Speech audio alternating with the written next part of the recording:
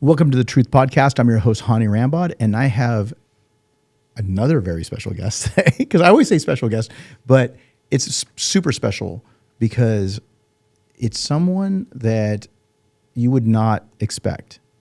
It's a bikini competitor, actually. So for those of you that were asking for me to bring on a woman to the podcast, I brought on one of the best, Lauralie, and her alter ego, Lauralie, and Chapados. Three-time bikini international champion, which is AKA the Arnold Classic. Welcome to the Truth. Thank you. Thank you for having me. This is so, my God, full circle, because I don't watch a lot of things. I'm not a super heavy consumer of content on YouTube. But your podcast has been one of them. So I've watched, Sid, I've watched Chris going on there. I watched the one with Ian, that was not here, but online. And, it's a big moment over here. Big moment. Big fangirl moment over here. And I'm not one to fangirl, but yeah, thank you for having me. Do you need some help with the mic to bring it up a little bit? Am I tall? I'm tall. Yeah, you're definitely taller than I was trying. Chris must be shorter. I was trying to, but I think because he was sitting like this, he was there you go. he was chilling. There, that I'm That's it. straight. There you go. Okay. There you go. Perfect. Work on. There you go. So, because what are you, 5'8", 5'7", 5'8"? I'm 5'7.5". Okay, 5'7.5", 5'8". Look, the funny thing about it is the fact that you're a little bit nervous about this podcast. I can tell, because we were just talking about it earlier today. We got a couple of workouts in while you were here, just to give you guys a little bit of insight. So Lauralie is our latest women's Olympia competitor / champion that we had signed over to Evagen. And people are right away going to ask if I'm coaching you. No, I'm here to help you and your team, which is Aldo, your boyfriend who coaches you, trains you, and then my really good friend, Kim Odo, that does your nutrition. So shout out to both of them. And we basically were talking for a couple of months about bringing you on board. And I guess, it worked out. It did. It did. I mean, do you want to go into the 14,000 phone calls that we had back and forth? But no, I mean, I'm so thankful to be on a team that just aligns so well with obviously my competitive career, but also as a human side of things. And I think we both value that human side. And it showcased a lot with who we're surrounded with. You've been friend with a long time with my coach, Kim, and everything works out so well. So shout out to him. Yeah, Kim Bobo. I know he's going to be watching. Yes. Shout out to Kim. And I'm sure he doesn't want me to get any, how does he call it? Kubi-day, but he's like, Scooby-Doo-biday, whatever. Yes. So I'll give you a quick story on that. So Kim came and stayed with me about 20 years ago. No, 16 years ago, 17 years ago. He came and stayed at my house with Tracy. And they had brought over their Pomeranian. And the reason why we ended up getting a Pomeranian, Fairness and I, was because when he came and he stayed at the house, Fairness fell in love with their Pomeranian. So she's like, we need to get a Pom. And so we ended up having a Pom for about, I think Rambo was 12, 13 years old, and until he passed away. But it was maybe a little bit younger, maybe it was 10 or 11. But what ended up happening was we ended up taking them to Persian food. And he was like, what is this? And he had kubide, right? And kubide is the national kebab of Iran. Persian food's got a lot of different foods and kebabs, but it's the ground beef one that's, some people will say that's like hamburger meat or meatloaf, because it's got onions mixed in and it's got a bunch of different seasoning in it, and it comes with rice. So we took them out there and he was like, I love the Scooby-Dooby Kubi. And Scooby, he still to this day, he goes, whenever we go out somewhere, he goes, find Scooby-Dooby Kubi. And if Kim in his voice, that's literally how he says it. And but he's been a great friend for a very, very long time, works with a lot of top athletes in the women's division, as well as he's got some men too. No open guys that I know of, but most he does men's physique. I think he's done classic, more on the amateur level. And actually, no, I take that back. I do know that he's had some Olympia guys in, I believe it was physique, possibly classic. But again, he's a wonderful guy, super sweetheart of a guy, cares so much about his athletes. And he's been very successful in the last 25 years that I've known him. 25 years. Yeah, 25 years. It's a long time. Yeah. Yep. Yeah. So for those of you that didn't know, how I met him was when I met him when he was training Kelly Ryan, and Craig and Kelly were together, and I was training down in Venice, and he would come in and work with her. And then it's time I met Craig, and now, Kelly, I believe, is out of prison because of all the situation that happened. So there was, again, if you don't know the story, you guys got to go look it up. But and I believe Craig's still in prison. But again, a lifetime ago, it was crazy. But Kim's a super nice guy. And then, how long have you been working with Kim now? It's going to go on. We started working together for the Olympia 2021, and now we're going on to the Olympia 2023, right? Right. So since then, 2024. Yeah. Well, see how bad that is. Time flies. Time flies. I'm telling you, from like 22 years old to like today, like I think I'm 28. You think you're 28? I'm pretty sure I'm 28. Yeah, double check. I have to. Like, someone do the math for me. All that blood went into your back. She just got done training here at the Evogen HQ, and we gave her a really good workout. She literally actually went through the workout, and we chopped it up where you guys are going to be able to get a lot of tips. So that was one of the reasons why we brought you in. So going back on this weekend, we were both at the Austin show. We had Bernadette Galvan's show in Austin, and you were there for that. And then I know Edela had her swimwear fashion show. How did that go? Oh my God, that was nerve-wracking because I know the stage when I'm tan. I have my suit embezzled. I have my whole makeup, stage makeup. But that was me, 13 weeks out, going in front of judges that are going to see me in 13 weeks. So in a bikini.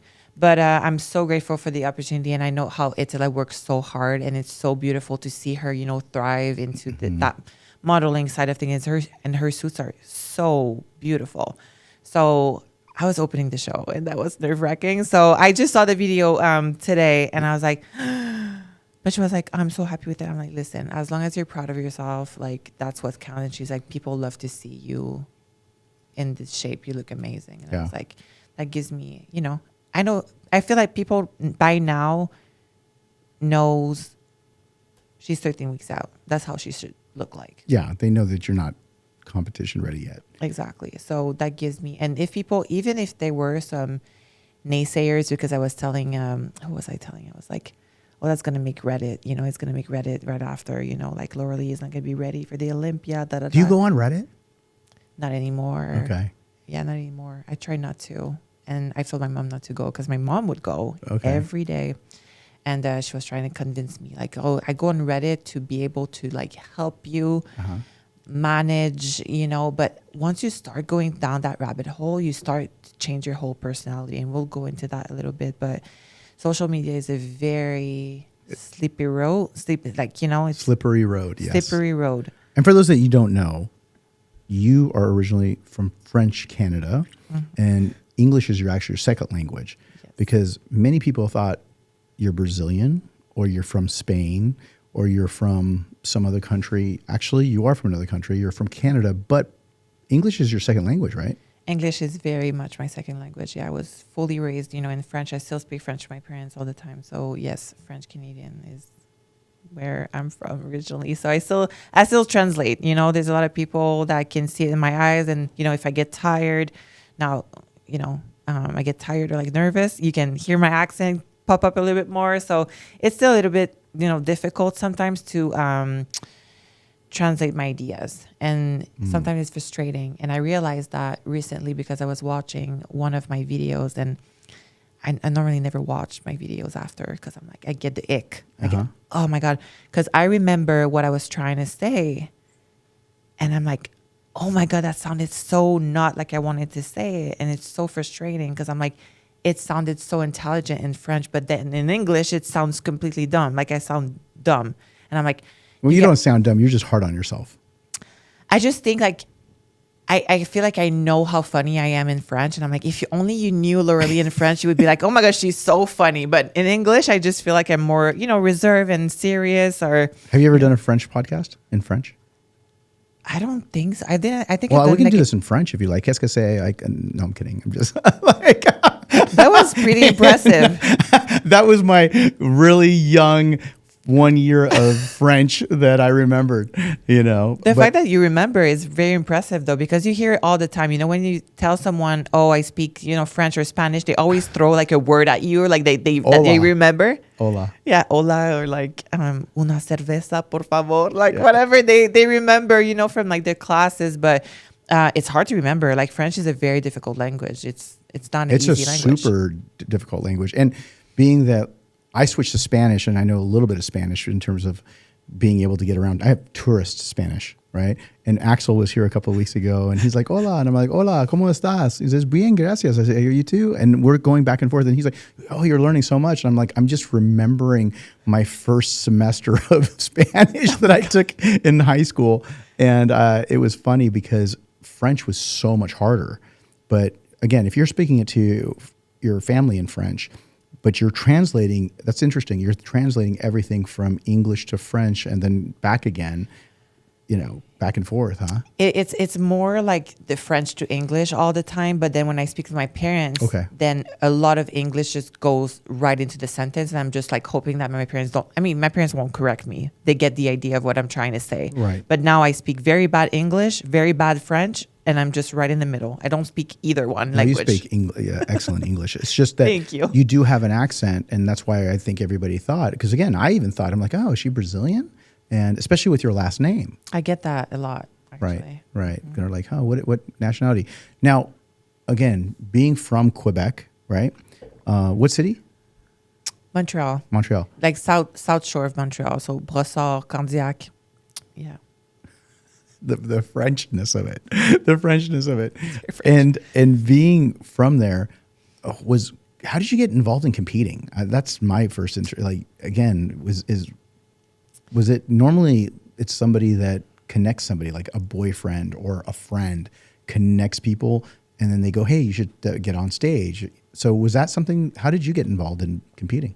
So it's a very interesting point that you just made, because I don't think I've ever told this, like the full story of how I got into it. So my parents would always put us into sports, right? So we had soccer during the summer, and then we had skiing during the winter, and kind of jiu-jitsu, like all around. It was just like putting us into sports, right? But never really like pushed us to competitive, like to go above and beyond. They were just like, here's your activity, and they, we're going to put you in this and this. And I have two younger brothers, twins, younger brothers. So around 17 years old, I was telling you last night about, we start going out, and we start, teenager and all this stuff. And girls wouldn't take soccer as serious. They wouldn't show up at practice. So now the games, it was not great. So I need to find an outlet that I can rely on myself only, because I only did like team sports. So I went ahead and I got a membership to the gym. I just like took my money. I was working back then, in what was I doing? I think I was babysitting and like working in a spa. Like, I had two jobs. And I went there. I paid for a whole year, not knowing, like, not a clue. I know what the treadmill was. That's it. And then next thing I knew, I was like on bodybuilding.com, like looking for training. And I think I got the Steve Cook diet. That was like my first diet. But that's how I kind of like started looking and seeking for information. But it was a very lonely road, like in the beginning. It was just me and like the computer. And I remember I would go on the computer during lunch break at school. I would put my name on, that one computer in that one room that someone can have like 15 minutes on it, and I would just go bodybuilding.com and T Nation. That was like my two websites. I would go like back and forth. And then I would like grab my book on my desk, like during history class. I would just put it like this, and I would have like article that I printed, and I would just like kind of study it. And with that being said, the guy that I was dating at the time, I think, a little boyfriend, we started dating, and his father was into bodybuilding. Okay. Like, he was a bodybuilder. And you probably know that Montreal, I think it's a big path of bodybuilding. It's like the starting of bodybuilding was at some point in Montreal. I don't know if you're aware of like, is that a thing? Yeah. I believe Rob, check and see where Joe Weider was from. He was from Canada. He might have been from Montreal, possibly, but you could take a look at it. Because I know that was, we had 2 main gyms, like Montreal. So he is from Montreal. So there you go. So the grandfather of bodybuilding was from Montreal. There you go. So Joe Weider, who created the Mr. Olympia, who created all the magazines at the time, that was the trendsetter of the physique world, was from Montreal. Wait, I didn't know that. That's cool. Yeah. That's really cool. Yeah, I literally forgot about that until you mentioned it. And I go, I think he was from Montreal. Okay, So it's been confirmed. Rob's confirmed it. Google reported it, so it's got to be true. Yeah. There you go. If it's not Wikipedia, we're probably fine. But so interestingly enough, he was into bodybuilding, but it's not a well-known sport. Like we have hockey, like that's our sport, right? Yeah. So I remember we had a little field trip into a gym called Monster Gym. And it's on the other side, it's North Shore. I was living on the South Shore. It was on the North Shore. So which is the better side?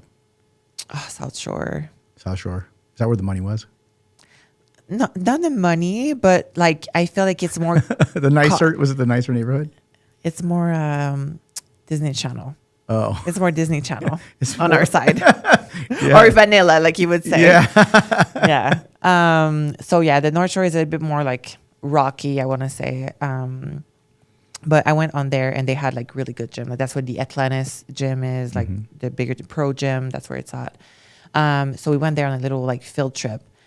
And I saw this figure pro, which now I know that she was a Body Bio angel, but she was a figure pro, blonde, beautiful, but muscular. And she came to me and she was like... Can we say her name or no? Of course, Jeanette de la Haye there. Okay. Jeanette de la Haye. And she still train and coach, amateur back home. And oh my God, I'm sure she's going to love me saying her name. But she was a mentor for me for a very long time. And she just told me, she came to me and she was like, you have a good shape. You should compete. And I was like, to what? So clueless. Right. And then 6 months after, I stepped on my first stage. And that was when you were 18? Yeah, I had just turned 18. So yeah, just had turned 18. So I started training at 17 years old, got my membership in November. And then I stepped on stage. My first day was in June, because the way in Canada that it works, we only have summer season. So it's right after school, like when school is done, that's when the show starts. So you have regional show from June, and then you have regional, provincial, and then 2 national shows a year. Okay. That's all we had. And it was from June to August, late August. So my first year, regional, provincial, national, won all 3 of them in bikini. So I'm like, oh my God, I'm good at this thing. Like, this is fun. But yet, like, my parents didn't really know what I was doing. Were you doing open too, or were you just doing teenage, or what divisions were you doing? It was only open. Okay. We didn't really have A teenage or novice, or it was just open. Okay. Yeah. So that's what I did. But I didn't win the overall the first year. And you had to win the overall to win your pro card. So that was my first year as a competitor, and also my first year being aware that competing ever existed. I glued my stone on my suit by myself, like dollar store stones with the Gorilla Glue, 1 by 1. Wow. Because those suits are expensive. Those suits are expensive, yeah. Yep. No, the sport is expensive as a whole when you think about it, you know, just the amount of chicken breasts and inflation with chicken breasts right now is no joke. I went to the store today and I got, I always get my egg whites from Whole Foods, $3.79. I was like, wow, mine in Florida, it's $5.99 right now per little thing of. So it's cheaper here in whites. Dallas? Yeah. Okay. I was like, wow. Well, I know it's a lot cheaper with gas, but I didn't realize, especially when you compare it to California. But it's just, I believe, a little bit more expensive in Florida than Texas when it comes to fuel prices. But now we have an egg white report, $2 difference. Yeah, it's a lot. It becomes a lot. So the sport is expensive. So with that being said, I was trying to like scrap everything, and Jeanette really helped me with, okay, she knew a lot about the sport because she was IFBB pro herself. So I kind of knew who Kim was. I kind of knew who JM was. I kind of knew about the sport as a bigger scale. I knew about the Olympia very early on. I knew about So that really helped me guiding myself through the sport. But I was just a baby, you know, when you think about it. I was barely knowing myself, but I knew I loved to train. Mm-hmm. And that's really where it makes sense for me to keep on within that journey. But yeah, I would hide my protein tubs from my parents, you know, like. What were you afraid of? I guess I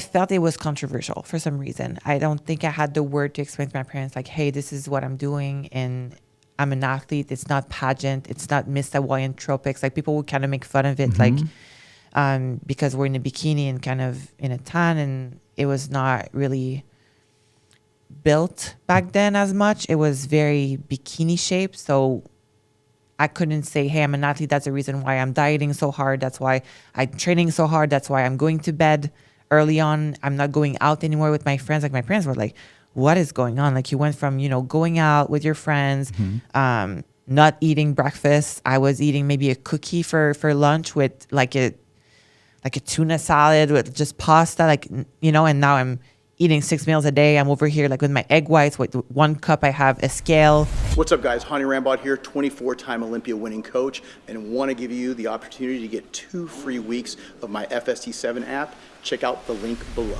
Out. So that was rocky a little bit, and I choose to hide instead of finding ways to communicate to my parents all of those things that I just mentioned to you on the athlete side of things.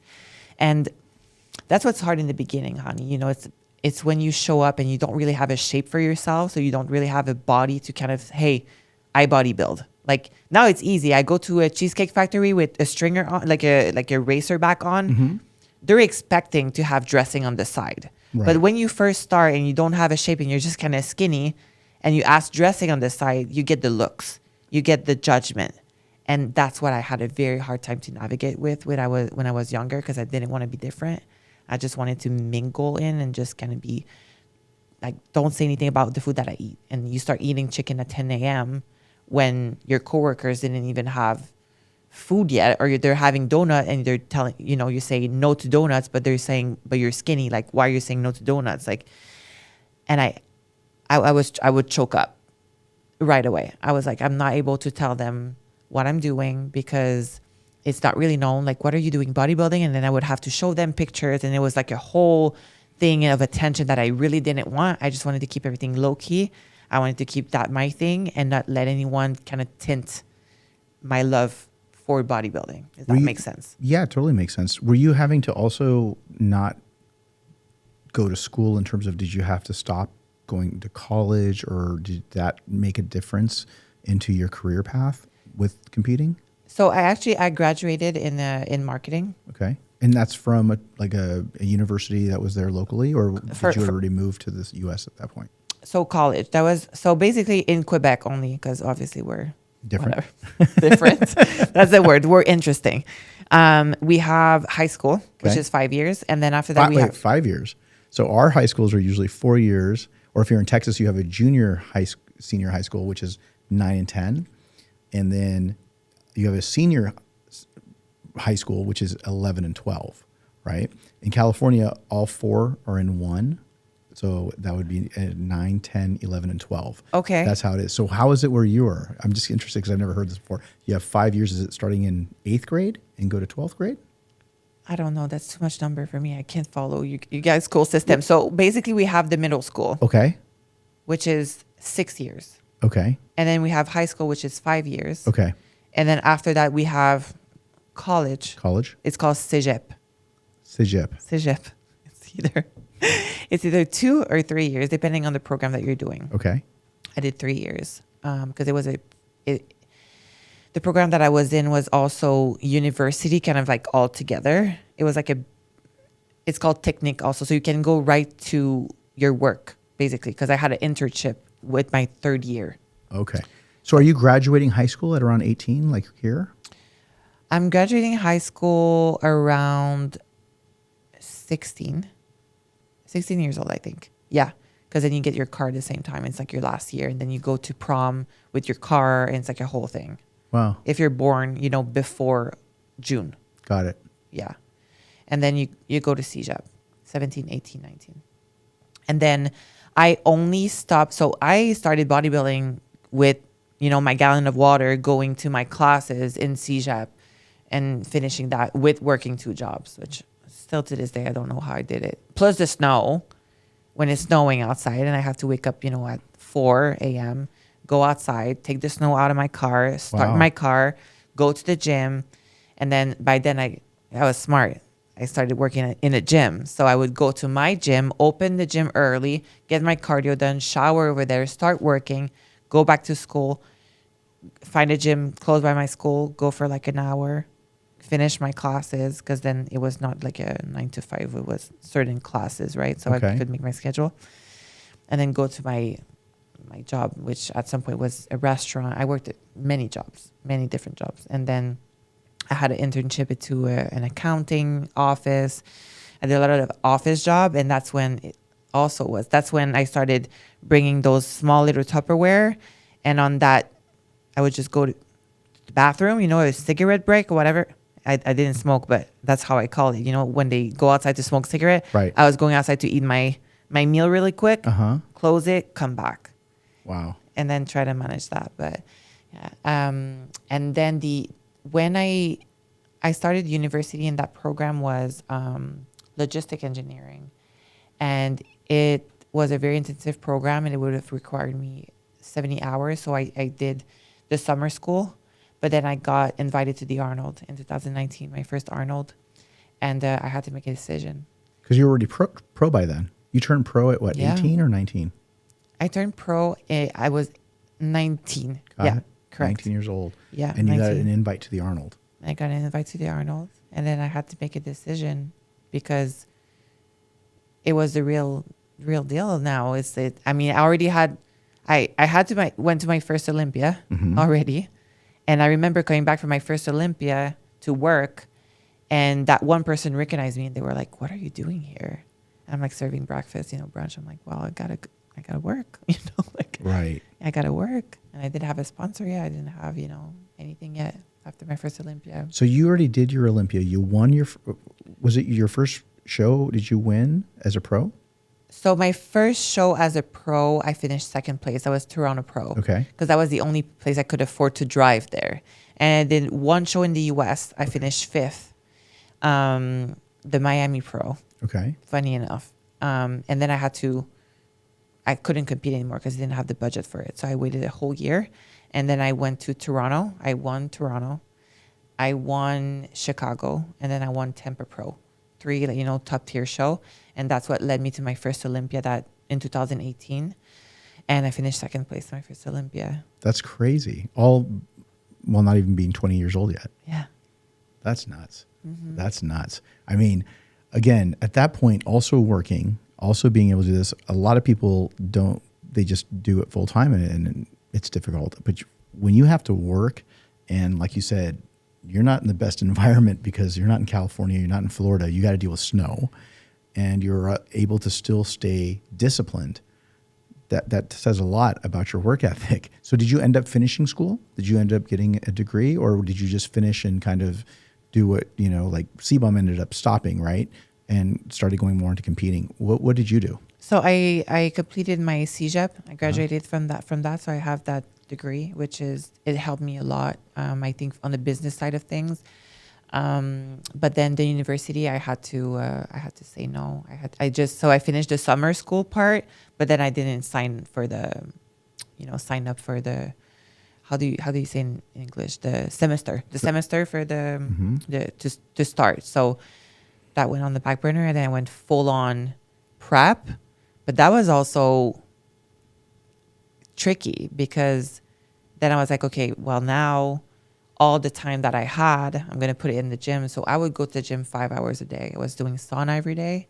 Then I would eat. Then I would do training. Then I would do cardio. But I would literally bring my lunchbox and I would stay at the gym for 5 hours. Like set up shop. Just because I was like, I need to show my parents like I'm actually doing something. Wow. Like, you know what I mean? But yeah, I mean. Did somebody tell you to go in the sauna every day? Or was that just something that you were just instinctual thought that, hey, this is something smart? Don't we all do that? Yeah, for sure. The, But I'm just the I'm just typical curious. woman overthinking. Well, yeah. It was snowing outside. You know, you're prepping for the Arnold. It's like, it's snowing outside. So for me, it was like, oh, I'm warming up. Oh, my toxin, I'm not going to be watery. Like, I don't know, overthinking, a lot of overthinking. And you were in there getting ready for the shows. And what made you eventually move outside of Canada? So I had great opportunities, you know, early on in my career after the Olympia. I competed in China, then the Philippines. I started traveling, doing photo shoot. I had my first sponsor. So then I eventually visited California, and then I met, you know, someone there, and we started, you know, hitting it off. So I was going back and forth, and then at some point I was like, wow, this is the environment that I need to be competitive. Because then I met, you know, David Bourlet. It is like David Burleigh. yeah, so we started, you know, filming for Jake, and I'm like, I'm living the life, you know. Right. And I think back then, when I'm looking back, it made me explaining to my parents, like, hey, I'm actually doing something.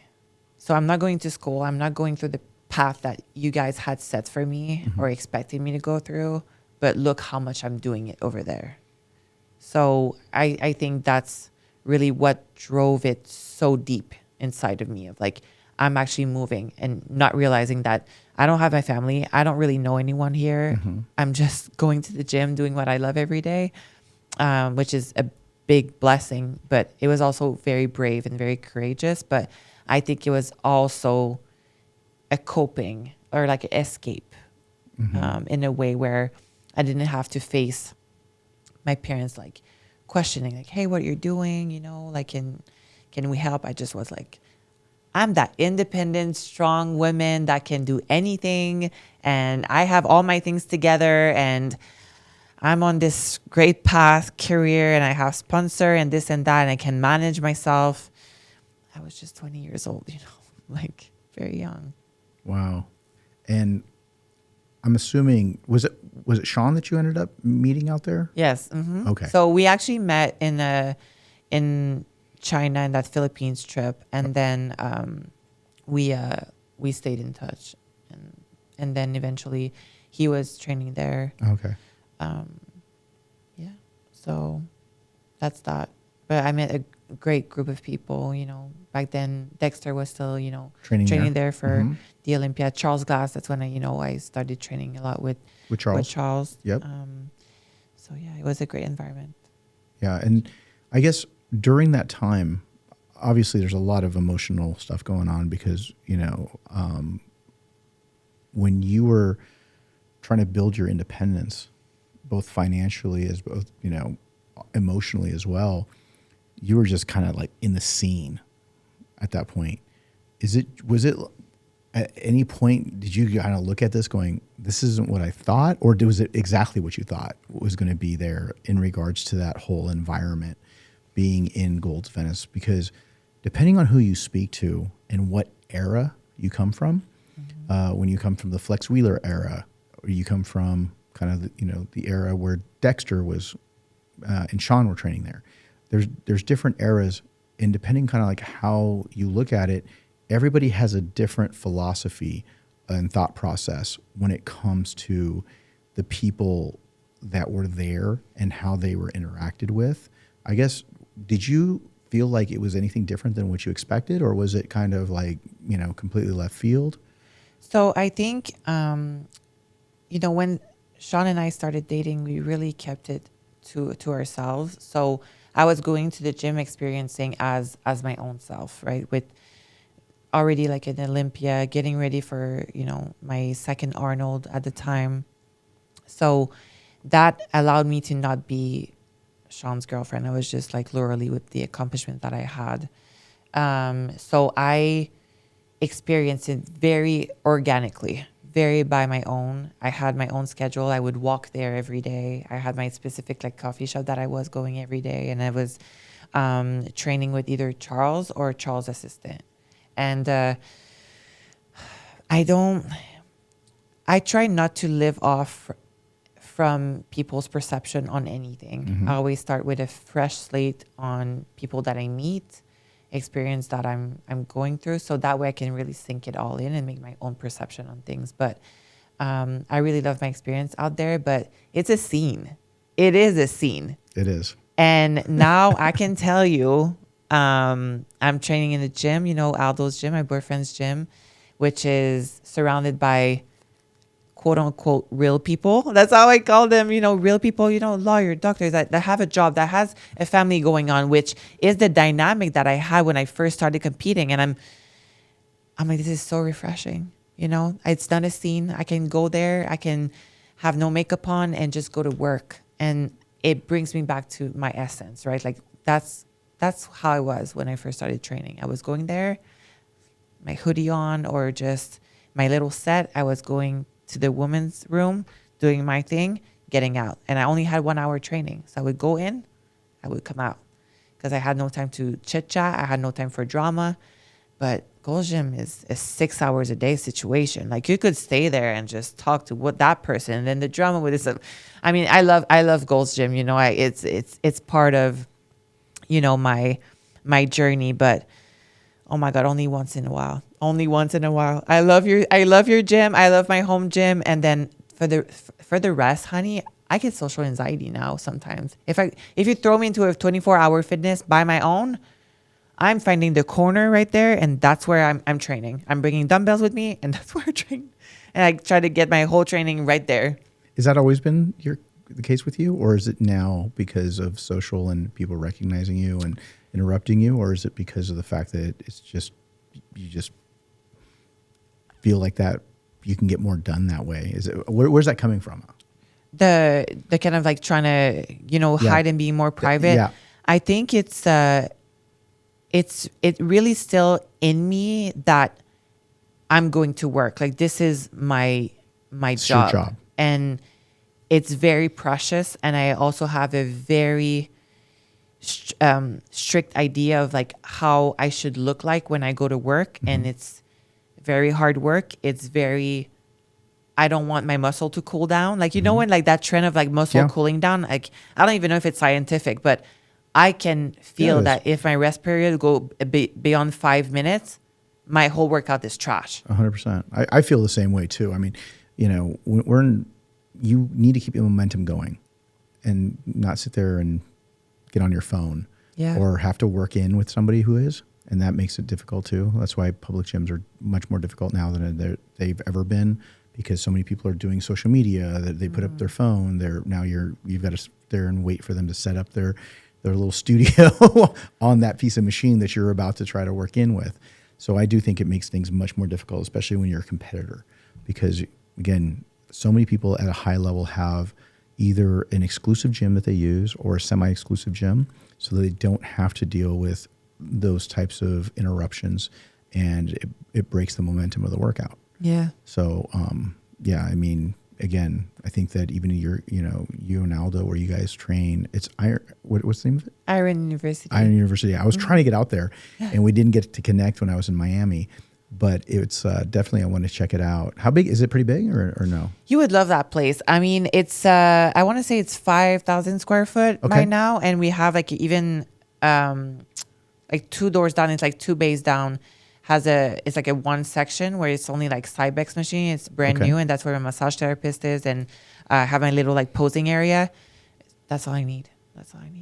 So if I want to get even more private, that it's already private, but I really need the privacy, I can go there and get, we have a split machine, abduction machine, lying hamstring curls. So I get either the semi-private or the very, very private, which is great. That's awesome. Now, again, going back to the whole Venice days, did you feel like was it a thing where everybody would like throw on their makeup and they're all trying to look super good, and it was like something that you felt, because you mentioned that yeah, like I said, I feel like it was a scene, like you had to show up. Okay. But not only did you have, like, I already know I have to show up for my workout, and that should be the only thing I should show up for. Like, why did I started feeling like I had to show up for maybe that person that I'm going to talk to, or maybe, or interacting, right? Or like, why do I feel like I need to wear on mascara when I'm actually just going to work out, or starting to not go only for what my job. So that's when it started. Like I started having some kind of feeling towards this whole scene. It just became a lot quick. Have you been back there since? Yeah, I've been. I still go. When I go to LA, like I said, it becomes like a field trip. It's okay. But when that's your gym every single day, That's tough. because then you get involved into things that you don't want to get involved. I'm like, why are we gossiping? Like that's not what I'm here for at all. And I understand, you're around the same people a lot of time, but you don't have to gossip. Like I'm around the same people every single time. And I love that. I love that in our gym is the same clientele. I see the same faces. So I don't have anything new around, which that keeps my distraction away. I don't know why. I love seeing the same faces. Like, I don't know. It's like a comfort thing for me. But with goals, it was always kind of like those new situations. It never felt settled in.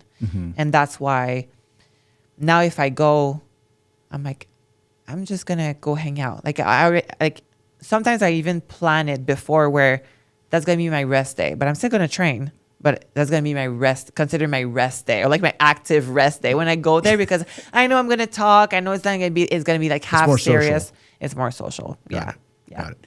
Well, that being said, right now, when we got a workout in yesterday as well as today, and a lot of people, we put a Q&A up, and a lot of people were asking questions about your training, your philosophies, and I do want to get into some of that, because your followers, as well as people that are just getting to know you right now, I think that they want to know kind of when you're doing your prep, one of the main questions that I got, even on my channel, is that do you feel like you have to train different?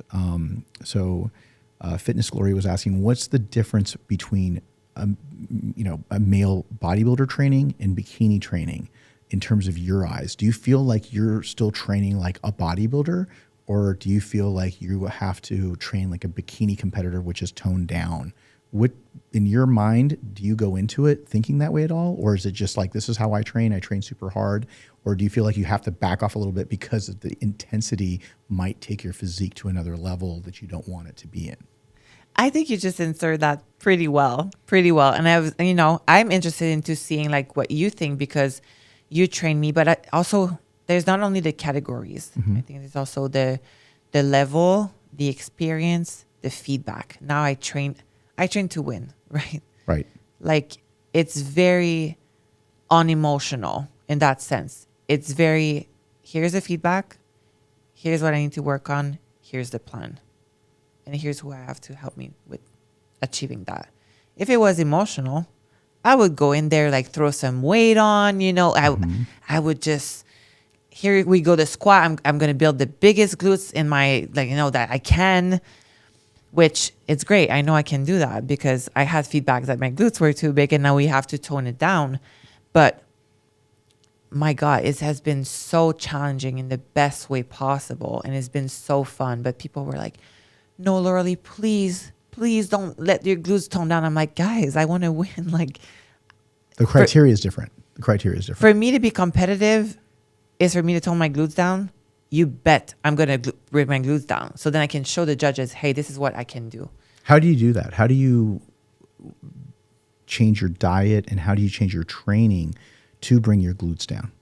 So that was, I'm going to give that all to Aldo, because that has been his work on thinking beyond the sport. So to get away from bodybuilding, which is normally bodybuilding hypertrophy, right? They're building the body with hypertrophy.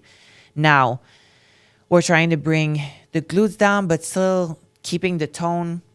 So right to his mind came joggers. The joggers look, when you look at a sprinter, you have the big glutes of a sprinter, you have the big quads and everything. When you look at the joggers, they're a little bit more stringy. They have lines in their quads because they're doing basically jogging is 10,000 steps, right, and 10,000 reps. It's like little reps. He was like, that's what you need to do. We need to make you jogging. Let's burn those legs down. And then I stopped doing, and he would tell the story. He was like, I was letting her do her thing, and then I was looking in the door of my office and seeing her on the Cybex hack squat with 6 plates on each side. Like I would do, because I had an off season. After competing with Kim, I felt great. I felt healthy. I was like, hell yeah, it's going to be so much fun. But didn't realize I could actually grow because I'd never had an off season where I was eating enough or I was happy, or it was always kind of like between shows where I was kind of recoup, and it was like like in the blues or whatever. But now I was growing, but I was also like lifting. So I went to the Olympia, like glutes were overgrown by a lot. So all we did was jogging, running your legs off. Correct. And your glutes off. But very in a smart way. And then a lot of, plyometric, more dynamic work. Fasted. Training fasted by now. Every leg workout we're fasted. So these were the 3 strategies that we added to the mix to make it happen. Well, that's good information, because it goes on to the next question is, what are your favorite glute exercises? Like, what's the number one? If you had to pick one glute exercise, which one would it be? So I call it the reverse hypers, but I think the correct term would be like the prone triple extension. Prone triple extension is on a bench, laying down on a bench, and then you have the Smith machine, and then you kick it back up. It's like a double leg donkey kick or whatever. So that would probably be my best, because that's the, you can't really isolate a muscle, but that's the closest. So you're laying on a bench, and then you're doing a double-legged donkey kick on a Smith machine, pushing upward. Yeah. That's your favorite? Yes. That's my number one. It's been my number one for a long time. I feel it really good. And then I would say a squat. Now I'm loving, you have amazing machines. Thank you. Great machines. I feel my glutes today, by the way. I'm very sore. Exactly in my glutes, which is amazing. I love that. I love when that happens, when we isolate and it's work. Like I'm sore right where it's supposed to be. Right. I'm like, hell yeah. But you see what we did, for those that are going to eventually watch the video. I haven't trained a bikini competitor in a long time. You're already at the top of the food chain here. You're right there trying to win the Olympia, winning the Arnold. And what I wanted to do on the video is really just highlight your workout, and then just be able to help pull the tips from the workout to be able to share with the audience. So there's no point in me coming over and saying, hey, look, let me show you a program that I did 10 or 15 years ago, because right now, this sport has evolved so much that it was really about just highlighting what you do on your own, or what you've done with Aldo, the exercises, and then maybe incorporating some of the Panada equipment that I have, and understanding that there's multiple ways of doing things, but just explaining what you're feeling and being able to do that. And that was kind of cool, because it was, lots of times where I'll come in and I'll be coaching and I'll throw in exercises, and I'm already thinking, hey, we got to work on biceps, or we got to work on a bigger chest. And this is kind of like, we want to do a stretch and squeeze. I really wanted you to do your workout, and for me just to be a part of that, and how we can be able to dissect it and allow the viewers to be able to take away really key nuggets of information, golden nuggets of information, so that they can incorporate those into a workout. So if you're a guy and you're looking into trying to get better mind-muscle connection and hit glutes, watch the video. If you're a woman that's trying to come up with some different philosophies and understanding, then obviously you got one of the world's best sitting across from me giving you that information. So it's been great. It was a really good last couple of days being here, so that to be able to walk through your workout. Listen, I'm so appreciative of you saying that, but you're also the procreator. Like, you're very humble over here. But there's not a lot of people that I trust in this industry as far as training goes. Like, I'm very selective, and I've told you a couple of names, but very few names. But to be able to take the ego out, like I'm so glad, because I felt that you were able to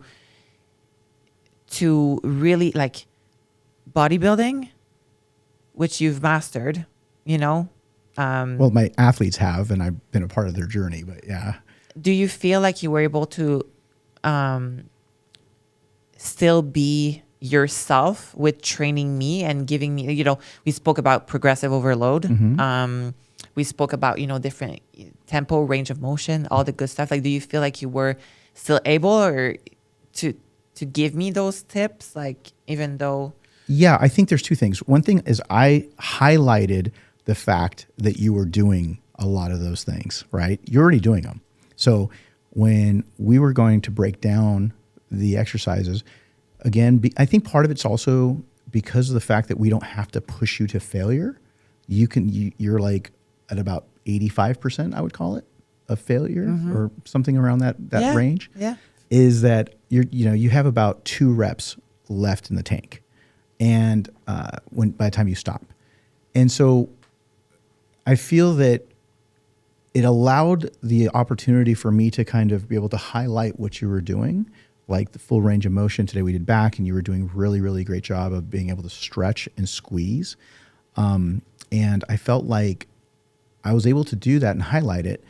And I feel that when I'm used to doing training sessions, I don't do that very often because I'm so in the moment, but you have mastered your skill so well. And because you don't need me to push you to that 100 percentile, like to that extreme failure.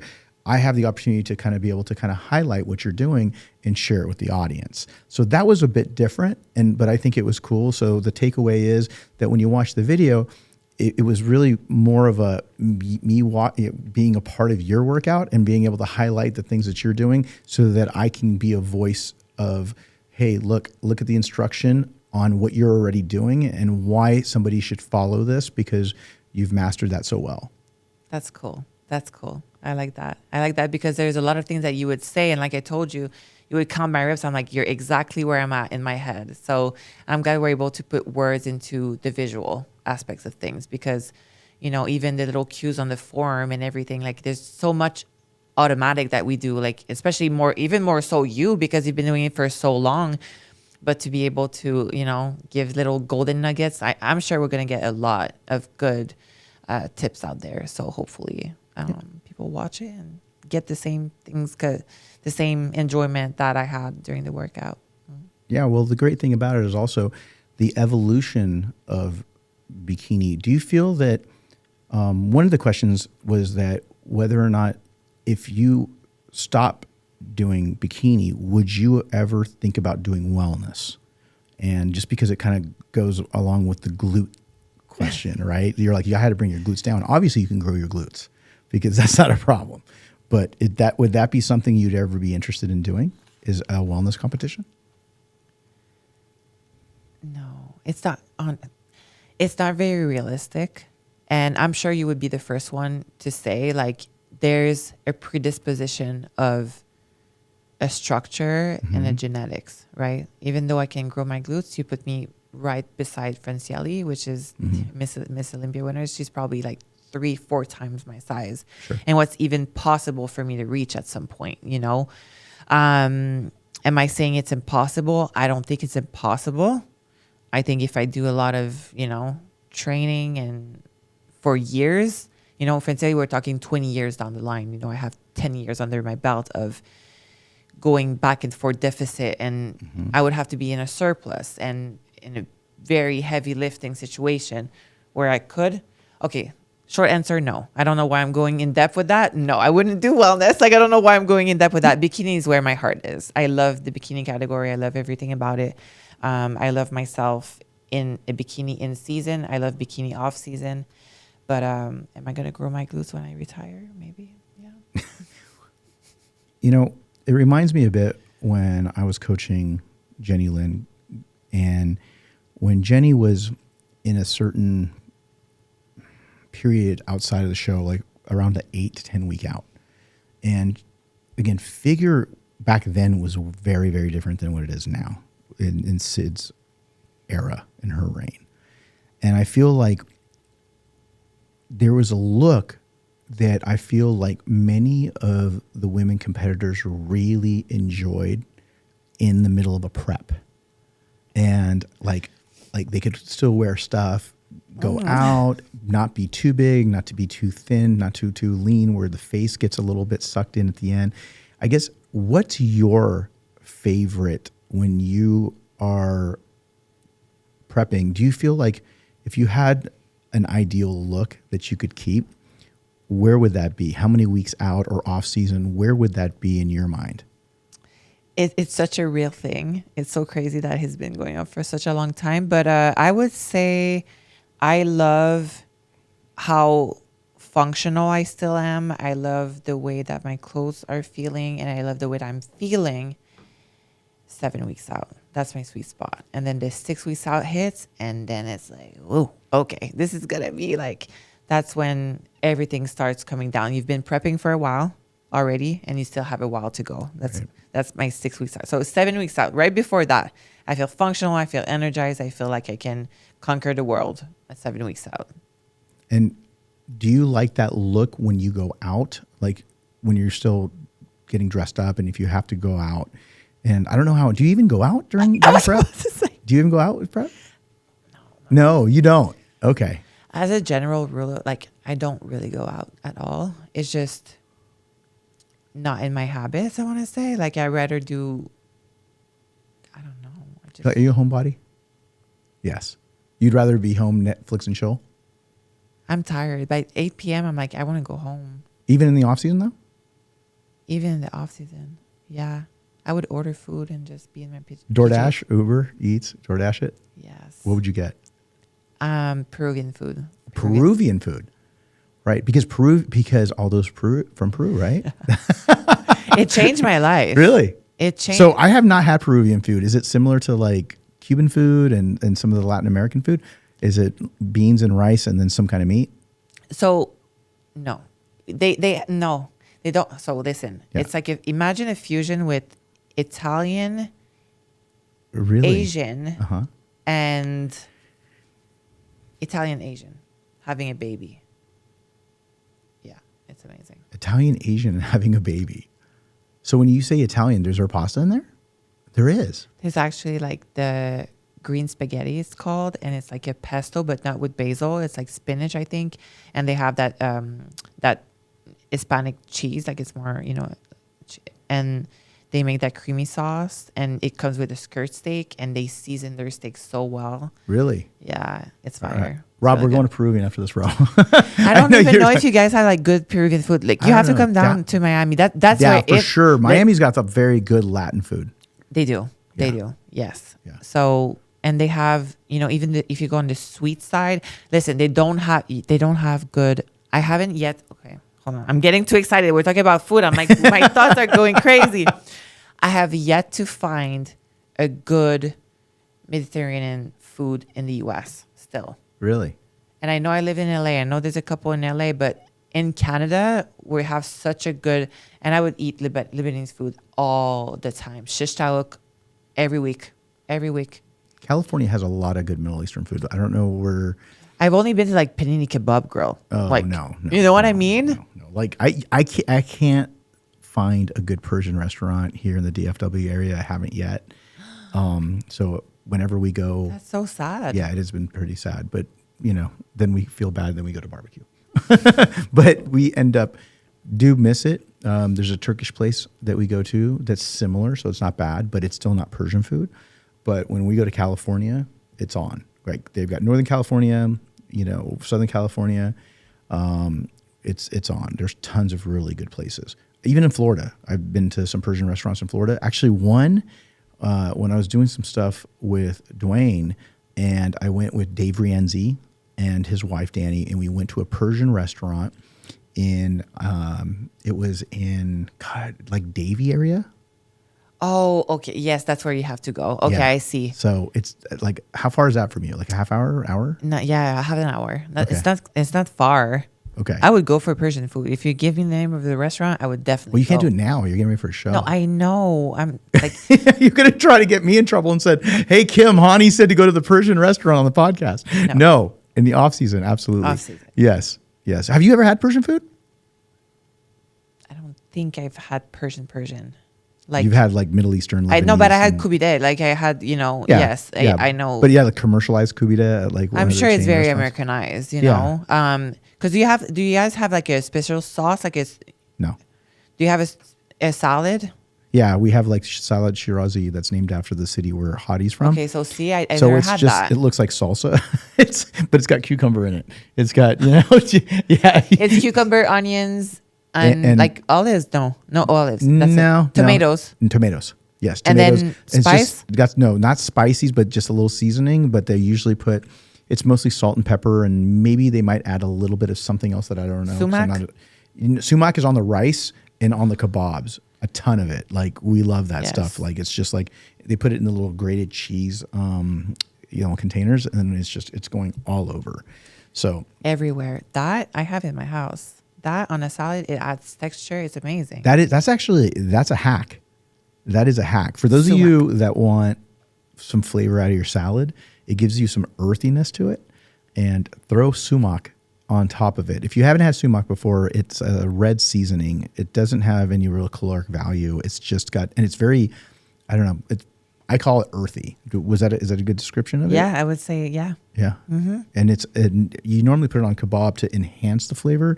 It's not like Indian food where it's like a curry or some kind of No, no, seasoning. no. It's not spicy at all, but it just kind of enhances the flavor. So when you throw it on a salad, that was a hack back in the day when I was competing. You throw sumac on top of that. Was and in it? Farsi, we call it sumac, but it's sumac is in the way you pronounce it in English. And so you throw it on top of the salad because, again, to kind of remind you of the kebabs that you can't eat. But you can throw it on chicken too. You can throw it on Oh chicken my God, or beef. everywhere. You can throw it on everything. Absolutely but putting it on everywhere. but you put it on salad or do you put it on your meat?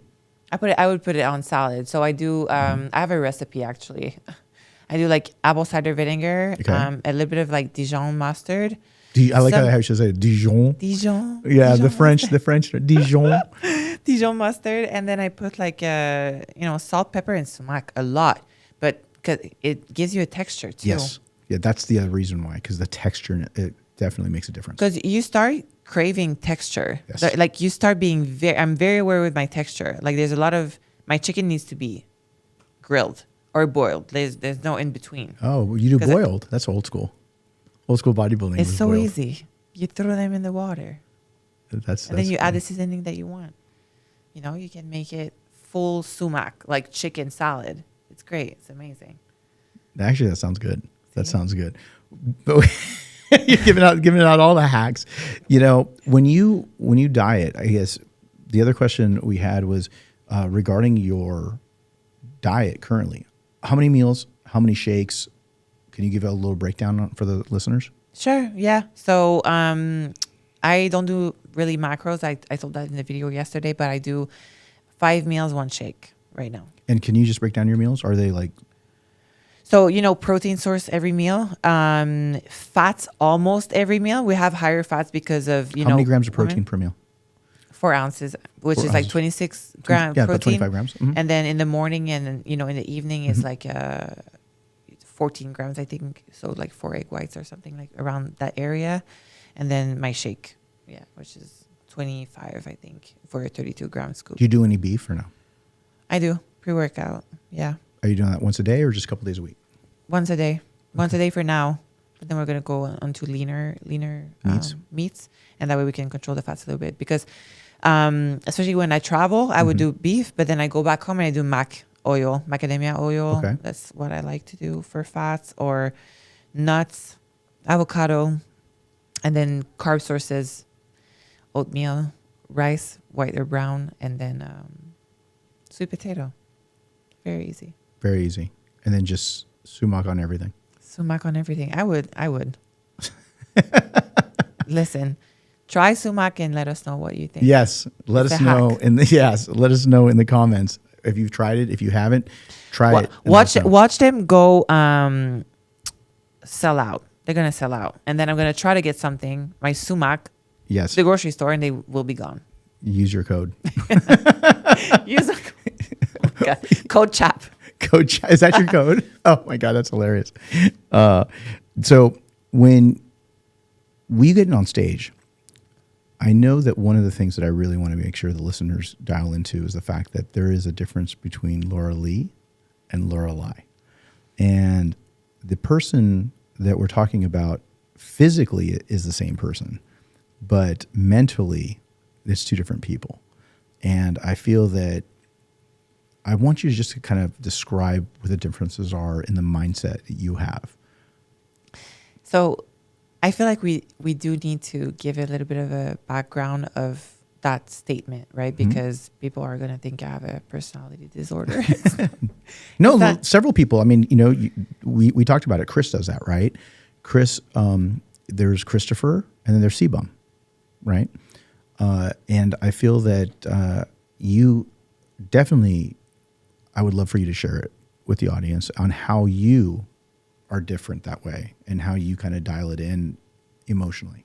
So first of all, me accepting that is very new. So it was actually brought up, through obviously therapy sessions, but also with my partner that I'm with right now, which he's doing such an amazing job of trying his best to support me, but while being an outsider, he competed before, but he's not in the competitive world. So I had to explain a lot of things to him, which were so oblivious to me. And I was like, what I'm asking, as a relationship thing, and for me and from you and all these things, it's the same thing. Or with my mom, I'm still, Lauralie is one unit. It's the same thing all the time, but it's not. And that was a really hard reality check for me, Hany. And I don't know why I took it so hard. I really took it like my ego was shattered. I'm like, what do you mean I have two things? It's all intertwined. But it's very dangerous, because then all of your value and self-worth is only tied into competing. And that's when, I remember finishing second place after the Olympia. I finished second place into a small show in the Philippines. And I cried, but couldn't breathe anymore. I thought my career was done. I'm going to be over. I'm never going to recuperate from that. What? I'm a competitor, but I'm also so many other things. And Lauralie and Lauralie, it's also realizing that Lauralie wants to be a good daughter. She wants to be a good sister. And that it doesn't have to be either or. They can really live parallel right here. So knowing what Lauralie needs and what Lauralie needs, two different things. Well, and just to give a little bit of backstory on this too. So the reason why that there's two pronunciations of your name, do you want to get into that a little bit? Because again, a lot of times it's the same as me, right? Hany is how you say my name, but some people say Hany. Yes. Because in the Middle East, that's how it's pronounced. It's not wrong, but I think the same is with you. Yes. Right? Yeah. Oh, so you want it? Yes. Yes. Let's go into that first, because it's just to give a little bit of that basic basis. Me diving into the deep already. So Lauralie. So that's the question of the year, because everybody's wondering why Sandy is calling me Lauralie all the time on stage. And my name is written Lauralie in French. That's how it's pronounced. So it's pronounced Lauralie. Lauralie, I-E at the end. In English, you guys pronounce the I like we pronounce the E. Okay. So it's very confusing. Sure. So when people read my name, they will say Lauralie. But when I say what my name is, I always say Lauralie, because I've been raised being called Lauralie. But I would say, my name is Lauralie. And I fly for that. But then people read my name, like Sandy reads my name on the judge, And she says Lauralie. Yeah. So your stage persona is now differentiated by how Sandy pronounces your name, and that's your stage persona. And then everything off stage is Lauralie, and everything on stage is Lauralie. Yes. And that's how you differentiate. And going down into that deep end of the pool that we were just talking about. Yeah, sorry about that. No, it's okay. That's what we want to do.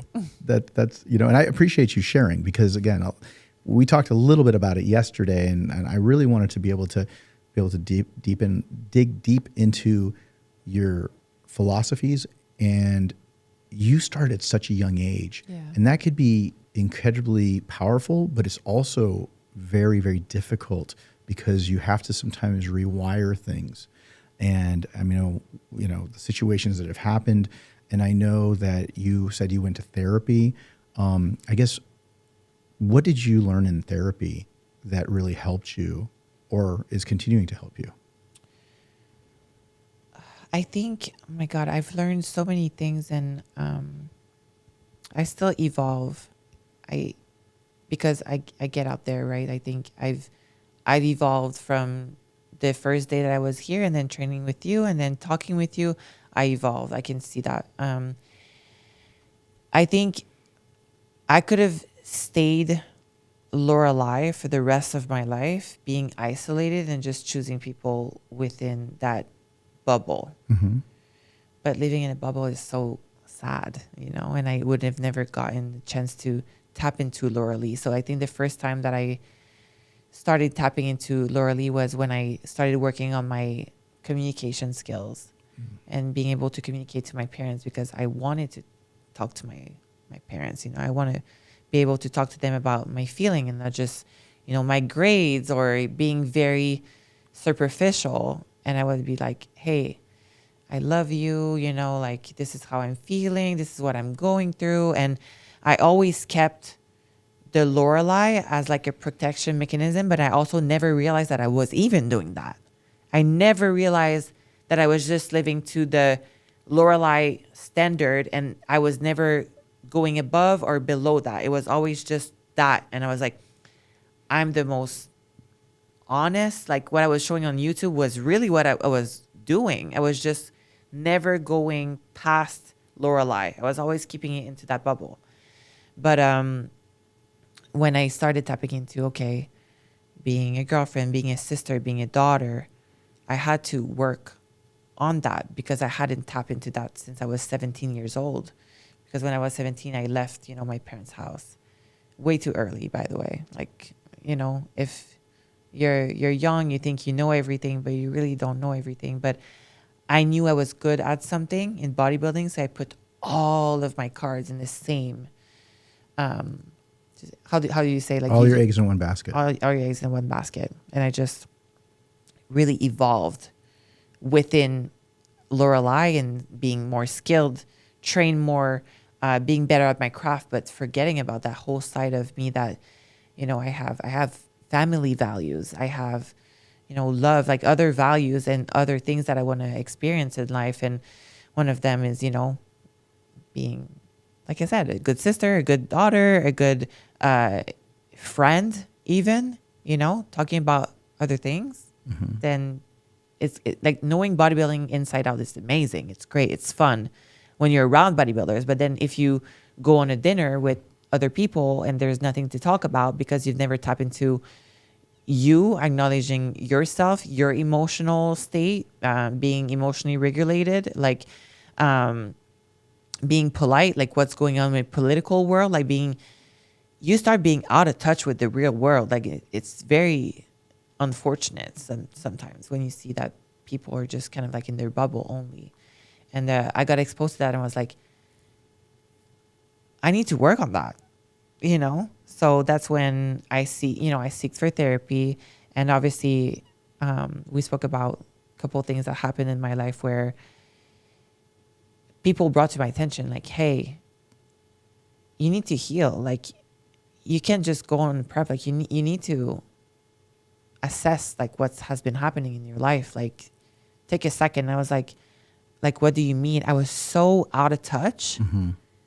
And I had, like, people would have to come at me and tell me, like, hey, like, are you okay? Like, what you're going through is intense. Like, it's a lot. And I was like, wait, is it? Honey, I was so out of touch. Wow. And it just reminds me of, it's like a weird situation, because when I was 17, it had to be someone to tell me, like, hey, you have a good shape, you have a good structure, you should compete. And that's that seed that planted into my head. And then I went on. But same thing with therapy. It's something like, okay, what you have is something, maybe you should talk about it. So it's like I'm waiting that permission for someone to allow me to tap into deeper ends of my potential, but I wouldn't do it by my own. It's like I don't know. Like I wish I could find what that is about. But sometimes you need that push. And I was faced with that, maybe universe, timing, or like people that have been put in my life into elevating that, when we even started discussing, I had to tap into, wow, there's a lot of things that I want to work on to manage an interaction like that I've been looking forward to be able to speak with you. And before it was just like a high and bye type of thing, but now I have the opportunity. I felt like I couldn't live up to the standard of that conversation that I really want to have. And then I'm like, crap, I should have said that. Crap, and it's kind of like beating myself up. So working with therapy has given me skills on acknowledging, then being more proactive with things. And even at some point, like, honey, I told you, I was like, why am I here talking about my problems? Like, I want to be proactive with it. Like, let's find some homework. Like, give me something to work on. So all of that has made me, evolve as a human and being more acknowledging of, I'm never going to be perfect at anything. No, none of us are. And I think that what you're trying to do is admirable, because what you're doing is you're trying to figure out how to be a better communicator, right? And tap into a little bit of yourself and say, hey, maybe, as you were mentioning yesterday, like, I need to understand on how to communicate at a higher level and understand why I might be triggered by certain things in my past. And when that happens, I mean, again, we don't need to get into a lot of your past, because the whole situation with Sean is probably, we talked about that. That's very difficult to discuss. But I do want to acknowledge the fact that you, at a very young age, went through a lot of trauma, but some of that stuff has not really, you're learning how to deal and cope with, right? And the other thing that I took away from our conversation was the fact that you use the training as therapy. Many people do, and it's really good to physically be able to really kind of reduce your anxiety by being able to get that nervous energy out in the gym. And for many people, it's 100% necessary, because I'll tell you right now, it's 1,000 times better than any of those, antidepressant drugs, or, the people that are trying to find their solution at a bottle of wine or vodka or something else, if they're a drinker or if they're a pill popper. And so I think it's the best solution for you.